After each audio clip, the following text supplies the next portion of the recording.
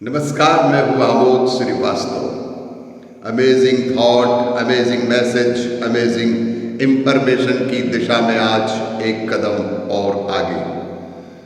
आज के इस चिंतन का विषय है भगवान श्री हनुमान जी की चतुरता की एक अनसुनी कथा।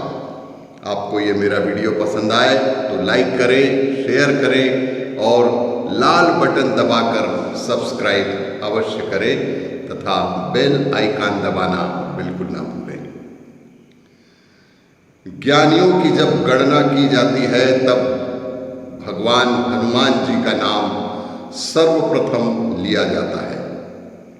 जैसा कि बाबा तुलसी ने रामचरितमानस में लिखा भी है कि अतुलित बलधामम हेम शैलभ देहम दनु जवन कृशानु ज्ञानी नाम ग्रगण्यम सकल गुण निधानम वानराणाम धीशम रघुपति प्रिय भक्तम वात जातम नमामि।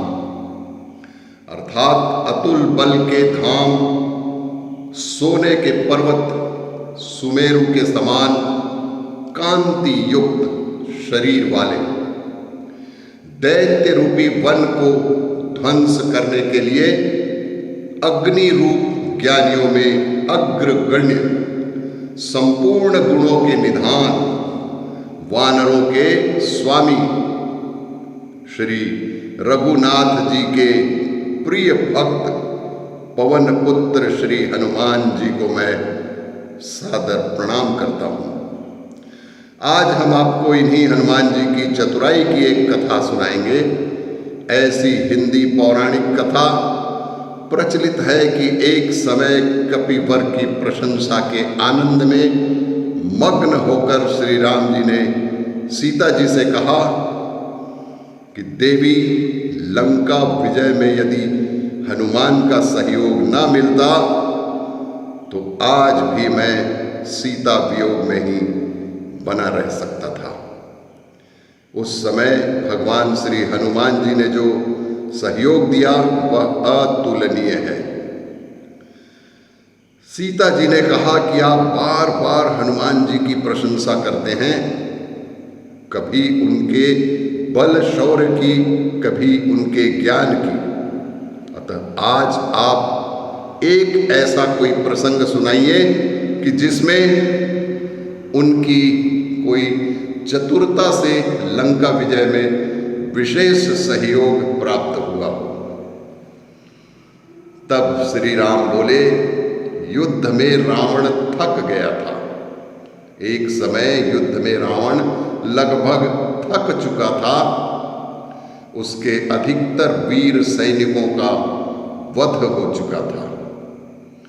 अब युद्ध में विजय प्राप्त करने का उससे अंतिम उपाय सोचा। वह अंतिम उपाय था देवी को प्रसन्न करने के लिए चंडी महायज्ञ। यज्ञ आरंभ हो गया, किंतु हमारे हनुमान को चैन कहाँ। यदि यज्ञ पूर्ण हो जाता और रावण देवी से वरदान प्राप्त करने में सफल हो जाता तो उसकी विजय निश्चित ही थी। बस तुरंत उन्होंने ब्राह्मण का रूप धारण किया और यज्ञ में शामिल ब्राह्मणों की सेवा करना प्रारंभ कर दिया। ऐसी निस्वार्थ सेवा देखकर ब्राह्मण अति प्रसन्न हुए और उन्होंने हनुमान से वर मांगने के लिए कहा। पहले तो हनुमान ने कुछ भी मांगने से साफ इनकार कर दिया, किंतु सेवा से संतुष्ट ब्राह्मणों का आग्रह देखकर उन्होंने सिर्फ और सिर्फ एक ही वरदान मांग लिया। वरदान में मांगने में इतनी चतुराई थी कि सभी हतप्रद हो गए। वरदान में क्या मांगा हनुमान जी ने? सीता जी के प्रश्न में उत्सुकता थी। बेहद उत्सुकतावश सीता जी ने पुनः प्रश्न किया कि हनुमान जी ने ऐसा क्या मांग लिया ब्राह्मणों से। उनकी इसी याचना में तो चतुराई झलकती है। श्री राम ने कहा कि उनकी इसी बात पे तो चतुराई झलकती है। जिस मंत्र को बार बार किया जा रहा था उसी मंत्र के एक अक्षर का परिवर्तन का हनुमान ने वरदान में मांग लिया। और बेचारे भोले भाले ब्राह्मणों ने तथास्तु कह तो दिया। उसी के कारण मंत्र का अर्थ ही बदल गया। उसी के कारण मंत्र का सारा अर्थ ही बदल गया, जिसमें कि रावण का घोर विनाश छुपा हुआ था। एक ही अक्षर से अर्थ में इतना परिवर्तन। सीता जी ने प्रश्न किया कि कौन सा मंत्र था वह। तब भगवान श्री राम ने बताया कि वह मंत्र था, जय त्वम देवी चामुंडे जय भूतार्ति हारिणी। जय त्वम देवी चामुंडे जय भूतार्ति हारिणी। जय सर्वगते देवी काल रात्रि नमोस्तुते। इस श्लोक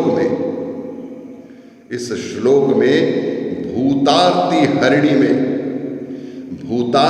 हरिणी में हा के स्थान पर का उच्चारण करने का हनुमान ने उन ब्राह्मण देवलोगों से वर मांग लिया। भूतार्ति हरिणी का अर्थ है संपूर्ण प्राणियों की पीड़ा हरने वाली, और भूतार्ति कारिणी का अर्थ है प्राणियों को पीड़ित करने वाली। इस प्रकार सिर्फ एक अक्षर बदलने से रावण का विनाश हो गया। ऐसे चतुर शिरोमणि हैं हमारे हनुमान। श्री राम ने प्रसंग को पूर्ण किया। सीता जी इस प्रसंग को सुनकर बेहद प्रसन्न हुई। और भी इसी तरह की जानकारियों के लिए देखते रहिए मेरा वीडियो। लाइक करें, शेयर करें और सब्सक्राइब अवश्य करें। धन्यवाद।